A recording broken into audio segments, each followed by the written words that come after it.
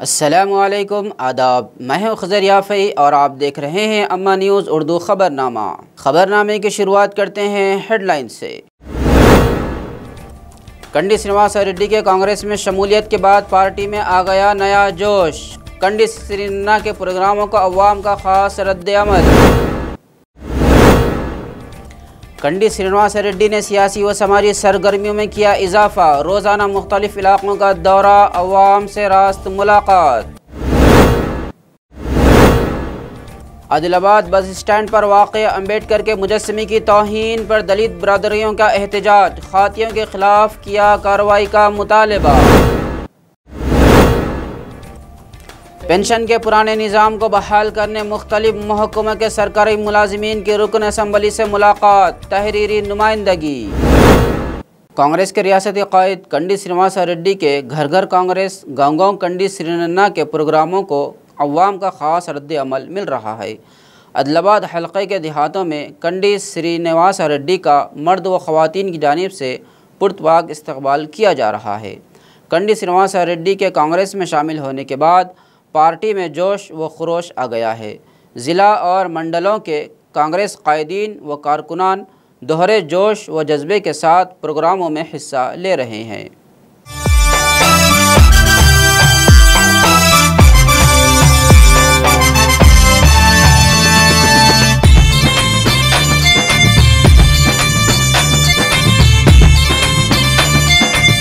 జైనత్ మండలంలో కాంగ్రెస్ రాష్ట్ర నాయకులు కంది శ్రీనివాస్ రెడ్డి విస్తృతంగా పర్యటించారు. సిరిసన్న, గోడ, లేఖర్వాడ, నిరాల గ్రామాలలో గడప గడప తిరిగి కాంగ్రెస్ గ్యారంటీ హామీలను ప్రజలకు వివరించారు. కాంగ్రెస్ అధికారంలోకి వస్తేనే అభివృద్ధి సాధ్యమన్నారు. కాంగ్రెస్ డిక్లరేషన్ వివరాలు గల కరపత్రాల్ని ఇంటింటికి పంచుతూ స్టిక్కర్లు అతికించారు.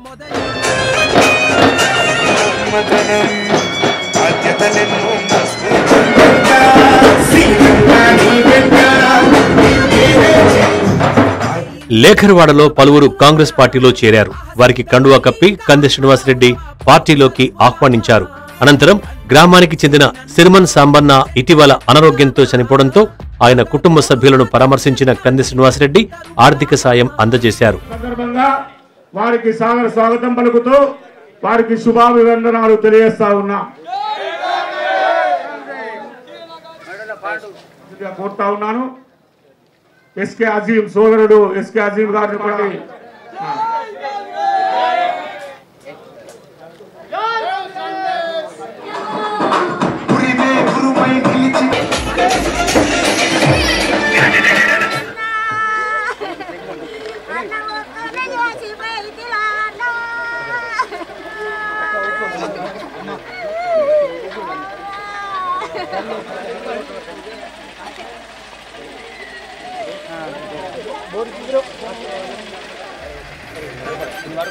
గత కాంగ్రెస్ ప్రభుత్వాలు చేసిన అభివృద్ధి పనులను ప్రజలకు వివరించారు. Satnala project, Lakshmipur reservoir, Mattadivagu project, Sonkas project, RIMS దవాఖానా నిర్మాణాలు గత కాంగ్రెస్ ప్రభుత్వాల హయాంలోనే జరిగాయని గుర్తు చేశారు.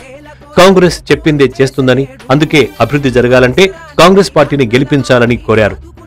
ఒక 45 బాగుపడ్డ వాళ్ళు పైసలు ఎంచుకొని వస్తారు. జోగురామన్న కుక్కలకు బొక్కలేసినట్టు ఆ బొక్కలు ఎంచుకొని ఆ 45 వచ్చినప్పుడు పెద్దమ్మ ఒక 45 పటేళ్ల పేరు మీద తెల్లటి బట్టలు వేసుకొని వస్తారు.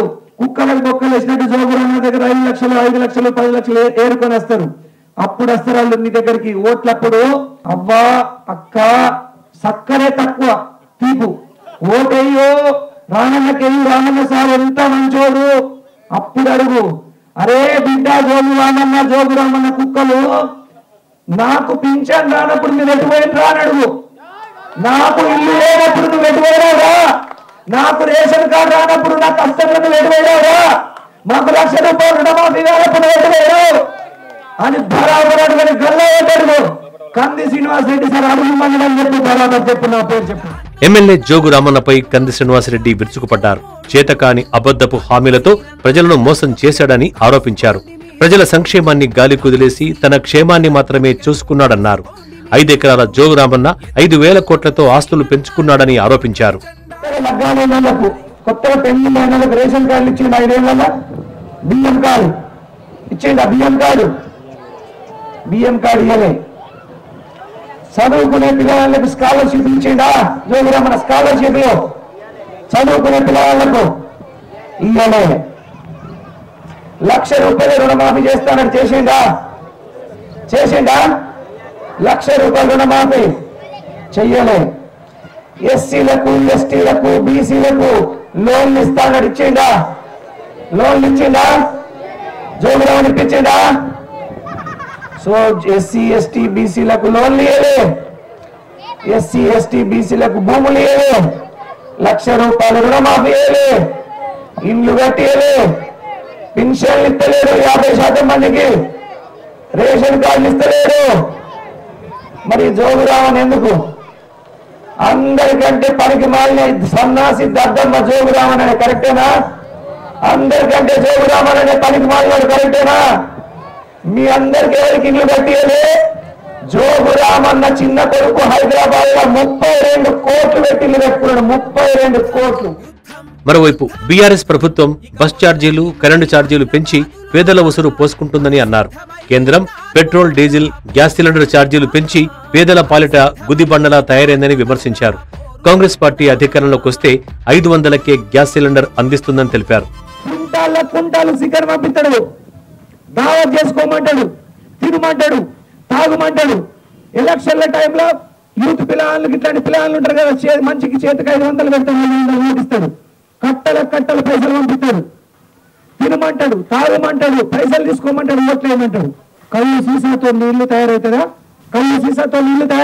కాక ఒక్క కుంటాల్ చికెన్ తో మీ ఊరందరూ దావత్ చేసుకుంటే మీ ఊర్లో ఉన్న వాళ్ళందరికీ పింఛన్లు వస్తాయా? రేషన్ కార్డులు వస్తాయా? 500 రూపాయల నోటు తీసుకుంటే మీ పిల్లలు చదువుకుంటాడా? మీ పిల్లలకి జీతం వస్తాడా?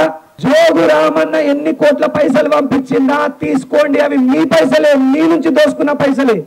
కానీ ఈసారి ఓటు మాత్రం కాంగ్రెస్ పార్టీకి వేస్తామని చెప్పండి. చెప్తారా? చేతి గుర్తుకు వేస్తామని చెప్పండి. ఈ 14 ఏళ్లలో ఆదిలాబాద్ లో జోగురామన్న ఏం అభివృద్ధి చేశాడని అన్నారు. ఇన్నేళ్లుగా ఆదిలాబాద్ నియోజకవర్గ ప్రజల్ని మోసం చేస్తూ వచ్చిన జోగురామన్న తన స్వార్థం గురించి ఆలోచించాడే కానీ ప్రజలకు ఏ మంచి చేయలేదన్నారు. ఎంతమందికి ఇండ్లు కట్టించాడని ప్రశ్నించారు. ఎంతమందికి 1,00,000 రూపాయల రుణమాఫీ చేశాడని అడిగారు. దళిత బంధు, దళితులకు 3 ఎకరాల భూమి, నిరుద్యోగ యువతకు భృతి, ఆసరా పెన్షన్, కొత్త రేషన్ కార్డుల ఊసే లేదన్నారు. విద్యార్థులకు స్కాలర్షిప్లు ఇవ్వడం లేదన్నారు. లోన్లు ఇప్పించలేదని ఆరోపించారు. సన్నాసి దద్దమ్మ ఎమ్మెల్యే జోగురామన్న కరెక్టా కాదా? అటెండర్ కంటే పనికిరాడు జోగురామన్న కాదా? రేషన్ కార్డు కూడా ఇప్పలేకపోతున్నాడు ఆదిలాబాద్ ప్రజలకు. 100 మందికి పెన్షన్లు అవసరం అయితే 50 మందికి పెన్షన్ నుంచి చేరుకుంటున్నాడు. నిజమా కాదు? మీ ఊళ్ళో భర్త చనిపోయిన ఆడవాళ్ళకి విడో పెన్షన్లు ఎవరికైనా ఇస్తున్నాడు కొత్తగా? కొంతమంది 50 పెన్షన్ కోసం వెయిట్ చేస్తున్నారు. కొంతమంది 2 ఏళ్ళాయా, కొంతమంది 3 ఏళ్ళాయా, కొంతమంది 4 ఏళ్ళాయా. ఇచ్చిందా పెన్షన్? ఇల్లు ఇప్పియక, రేషన్ కార్డు ఇప్పియక, పెన్షన్ ఇప్పియక, 1,00,000 రూపాయలు రుణమాఫీ చేయక, పిల్లలకు స్కాలర్షిప్ ఇప్పియక ఎమ్మెల్యే జోగురామన్న 15 సంవత్సరాల నుంచి ఊర్లని వాడకట్టుల్ని అందరినీ మోసం చేసిండా లేదా కాక? మీ ఊళ్ళో ఒక్క ఇల్లు కట్టియలేదు. జోగురామన్న చిన్న కొడుకు హైదరాబాద్ లో 32 కోట్లు పెట్టిన పెట్టుకోడు. ప్రజల గురించి పట్టించుకుని ఎమ్మెల్యే జోగురామన్నను ఓడించాలా వద్దా అని ప్రశ్నించారు. తాను జోగురామన్నను ఓడించడానికి చివరి రూపాయి వరకు ఖర్చు పెడతానని అన్నారు. రామన్న ఓటమే తన లక్ష్యమన్నారు. 4 సార్లు జోగురామన్నకు అవకాశం ఇచ్చారని, ఒకసారి కాంగ్రెస్ పార్టీకి ఛాన్స్ ఇవ్వాలని కోరారు. కాంగ్రెస్ గెలిస్తే అభివృద్ధి అంటే ఎలాగుంటుందో చేసి చూపిస్తామన్నారు. పొరపాటున జోగురామన్న ఈసారి గెలిస్తే గూడ గ్రామాన్ని, మిమ్మల్ని దేవుడు కూడా కాపాడలేడు, బ్రహ్మదేవుడు కూడా కాపాడలేడు. మీకు మళ్ళా 5 ఏళ్ళు ఇల్లు రావు, మళ్ళా 5 ఏళ్ళు పింఛన్లు రావు, మళ్ళా 5 ఏళ్ళు రేషన్ కార్డు రావు, మళ్ళా 5 ఏళ్ళు మీకు 1,00,000 రూపాయలు రుణమాఫీ జరగదు, మళ్ళా 5 ఏళ్ళు స్కాలర్షిప్ రావు, మళ్ళా 5 ఏళ్ళు మీకు లోన్లు రావు, మీకేమీ రావు.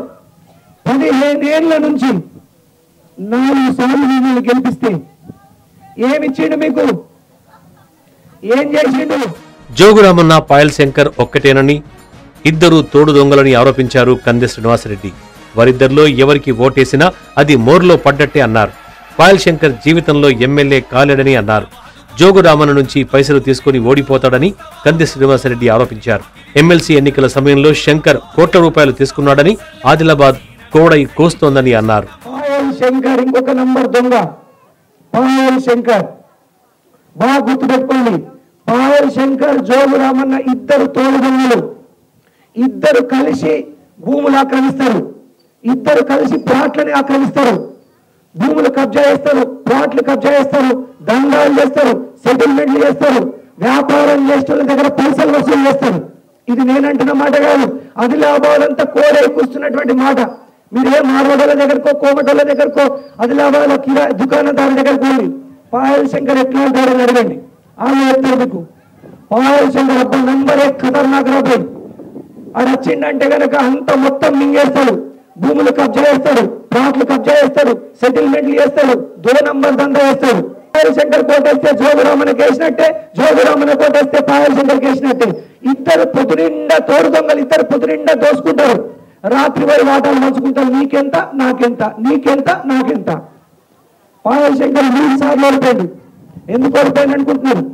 పైసలు తీసుకొని ఓడిపోతాడు పాయల్ శంకర్. పాయల్ శంకర్ కు గెలవాలని ఉండదు, పైసలు తీసుకోవాలా, ఓడిపోవాలి.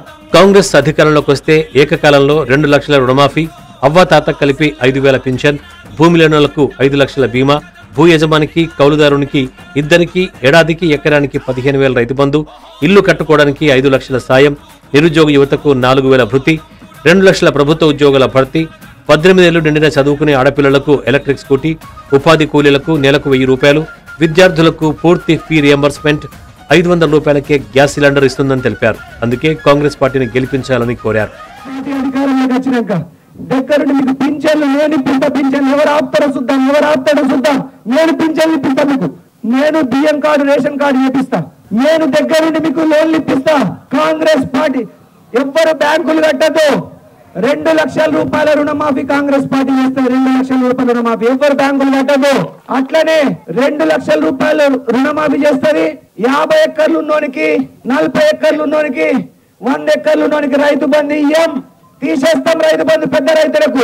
చిన్న రైతులకు 5 ఎకర్లు ఉన్నోనికి, 6 ఎకర్లు, 7 ఎకర్లు, 8 ఎకర్లు ఉన్నోనికి రైతు బంధు ఇస్తాం. మేము చిన్న రైతులకే రైతు బంధు ఇస్తాం. 15,000 రూపాయలు రైతు బంధు ఇస్తాం కాంగ్రెస్ పార్టీ వస్తే, చేతి గుర్తు పార్టీకి. అట్లనే 1300కి ఇప్పుడు సిలిండర్ వస్తుంది. 500 రూపాయలకే సిలిండర్ ఇస్తాం. ఎంతకి ఇస్తామే? 500 రూపాయలకే సిలిండర్ ఇస్తాం. అవ్వ తాత, ఇప్పుడు అవ్వకు పింఛన్ వస్తే తాతకు వస్తలేదు, తాతకు పింఛన్ వస్తే అవ్వకు వస్తలేదు. అవ్వకు తాతకి ఇద్దరు కలిపి 5,000 రూపాయల పింఛన్ ఇస్తాం. 5,000 రూపాయల పింఛన్ బరాబర్ అందరికీ బరాబర్ ఇస్తాం. 5,000 రూపాయలు.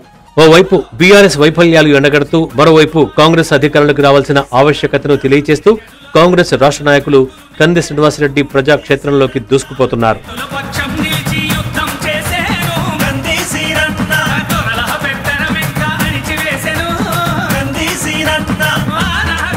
और अब खबरों की तफसील।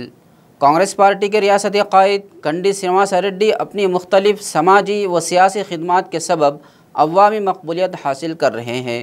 कर्नाटक इंतखाबात में कांग्रेस पार्टी की कामयाबी के बाद रियासत तेलंगाना में भी कांग्रेस पार्टी कायदीन व कारकुनान में जोश व जज्बा देखा जा रहा है। ऐसे में हाल ही में कांग्रेस पार्टी में शमूलियत इख्तियार करने वाले कंदी श्रीनिवासरेड्डी, जिनका ताल्लुक़ तेलंगाना के आदिलाबाद से है, ने भी सियासी व समाजी सरगर्मियों को बढ़ा दिया है। रोज़ाना घर घर कांग्रेस प्रोग्राम मुनक़िद करते हुए अवाम से रास्त मुलाकात कर रहे हैं और कांग्रेस पार्टी के ऐलानात से अवाम को वाकिफ़ करवा रहे हैं। उनकी जानिब से शुरू करदा ज़रूरतमंदों मुसाफिरों को खाना खिलाने का सिलसिला जारी है। इसके अलावा एम्बुलेंस सर्विस, पीने के पानी की मुफ्त सरबराही के सबब अवामी मकबूलियत में इजाफ़ा हो रहा है।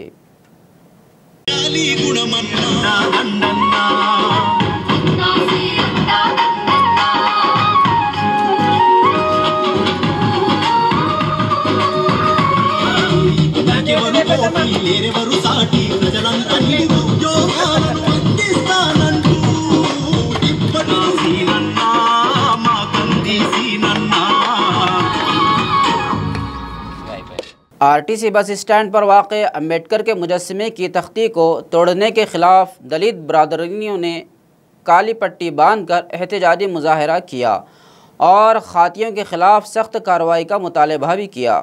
उन्होंने कहा कि अब तक आइन बनाने वाले डॉक्टर बाबा साहब अम्बेडकर की तौहीन के कई वाक़यात हो चुके हैं और वह माजी में भी कई बार पुलिस से शिकायत कर चुके हैं। ताहम अफसोसनाक अमर यह है कि पुलिस की हिफाजत और निगरानी में नाकामी के बाइस ऐसे वाक़यात बार बार दोहराए जा रहे हैं। उन्होंने मुतालबा किया कि महकमा पुलिस इस मामले पर खुसूसी तवज्जो देते हुए मुजरिमों को सख्त सज़ा दे।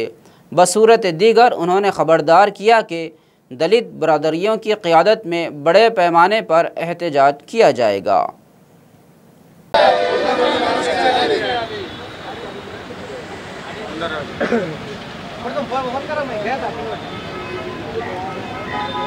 డాక్టర్ బాబాసాహెబ్ అంబేద్కర్ రాజ్యాంగ నిర్మాత అయినటువంటి డాక్టర్ బాబాసాహెబ్ అంబేద్కర్ గారి విగ్రహం ఏదైతే బస్ స్టాండ్ ముంగట ఉందో ఆ బస్ స్టాండ్ ముంగట ఈ మూడోసారి ఇన్సిడెంట్ ఫస్ట్ టైం ఏదైతే ఫ్లెక్సీలు ఇక్కడ చింపేసిండ్రో ఆ ఫస్ట్ టైం మేము పోలీస్ స్టేషన్ వెళ్ళడం జరిగింది।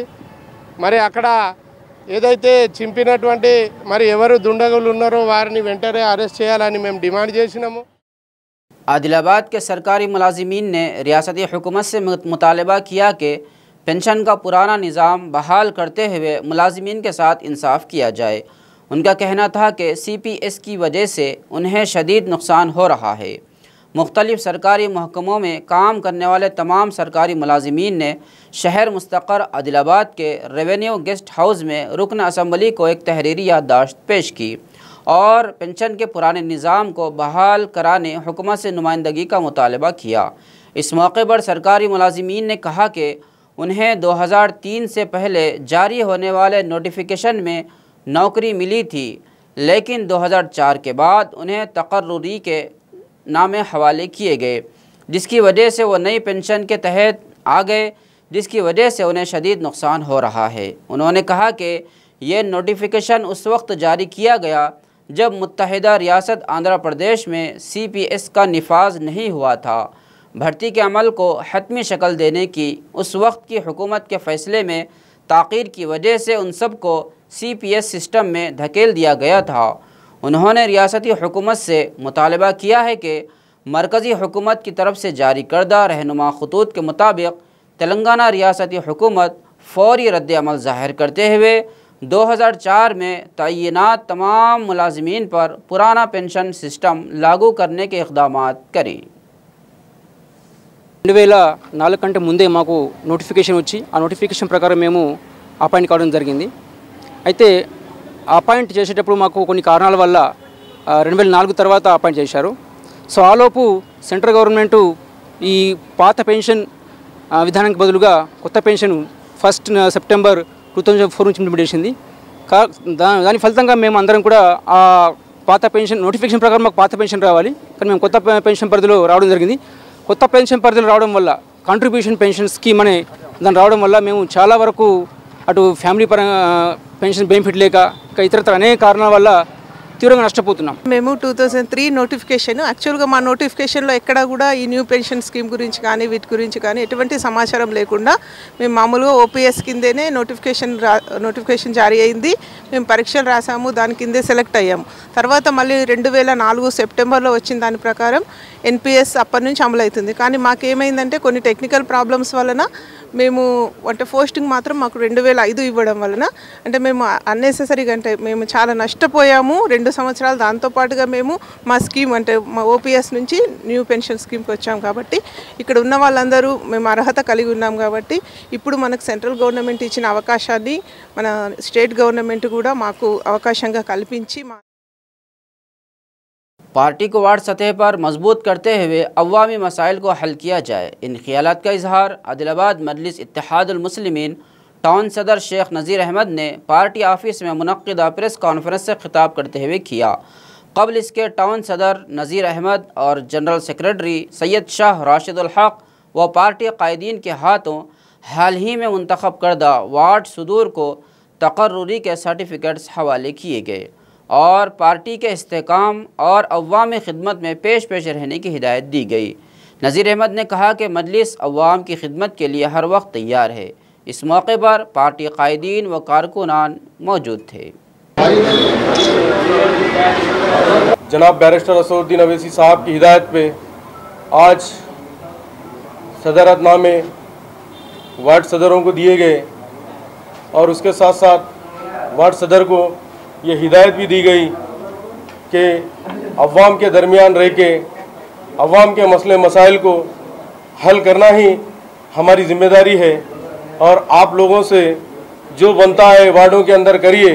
उसके बाद बुक्कलगुड़ा पार्टी ऑफिस पे आप लोग आके अगर जो भी मसले मसाइल है पब्लिक के आप लाके यहाँ पे पार्टी ऑफिस पे हमसे रुजू हुई और अवाम के दरमियान रहिए, ना कि सदरतनामे ले लिए घर में बैठ गए। ऐसा चलने वाला नहीं है। वार्ड के अंदर डेवलपमेंट से लेके हॉस्पिटल से लेके जो भी मसले मसाइल है अवाम के दरमियान रहिए और अवाम के साथ रह के अवाम से जुड़ के रहिए। इंतखाबात तो आते जाते रहते हैं, इंतखाबात आएंगे और जाएंगे। रुकन असम्बली हल्के बोत राठौड़ बापूराव ने कहा कि चीफ मिनिस्टर रिलीफ फंड गरीबों के लिए एक एजाज़ है। जो हंगामी हालात में प्राइवेट अस्पतालों में अपना इलाज कराते हैं, ऐसे अफराद के लिए इस इमदाद से काफ़ी मदद मिलती है। इतवार के रोज़ आदिलाबाद ज़िला हेडक्वार्टर में वाक़ उनकी रिहाइशगाह पर बोत हल्के के मुताल्लिक़ा मंडलों के इस्तिफ़ादा कुनिंदगान में CMRF के चेक्स तकसीम किए गए। इस मौके पर राठौड़ बापूराव ने कहा कि रियासती हुकूमत गरीबों को भी कारपोरेट सतह की तिब्बी देखभाल फराहम करने के लिए कोशिश कर रही है। राठौड़ बापूराव ने अपनी ही पार्टी में मौजूद अपोजिशन पर बिलवास्ता तनकीद की और दिलचस्प तबसरे किए। इन्होंने मीडिया से बात करते हुए मज़ीद तफसीलात बताई। इस प्रोग्राम में BRS कायदीन और कारकुनान ने शिरकत की।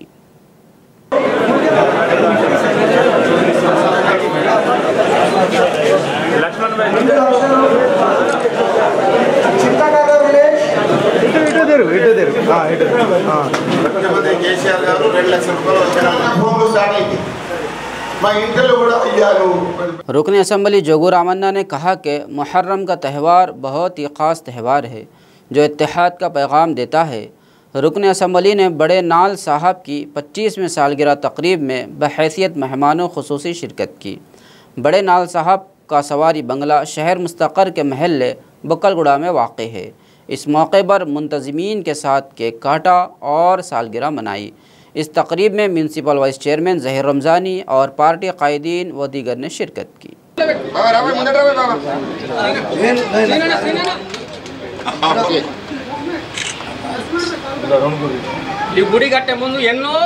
CPI आदिलाबाद ज़िला सेक्रेटरी M प्रभाकर रेड्डी ने कहा कि अवामी मसाइल के हल के लिए कल कलेक्टर ऑफिस के सामने धरना दिया जाएगा। इन्होंने पार्टी ऑफिस पर प्रेस कॉन्फ्रेंस से खिताब करते हुए सहाफ़ियों को धरने की तफसीलात से वाकिफ़ करवाया। इन्होंने कहा कि रियासत तेलंगाना के अवाम कई मसाइल से दो चार हैं, लेकिन हुकूमत तवज्जो नहीं दे रही है। इस मौके पर पार्टी कायदीन व दीगर मौजूद थे।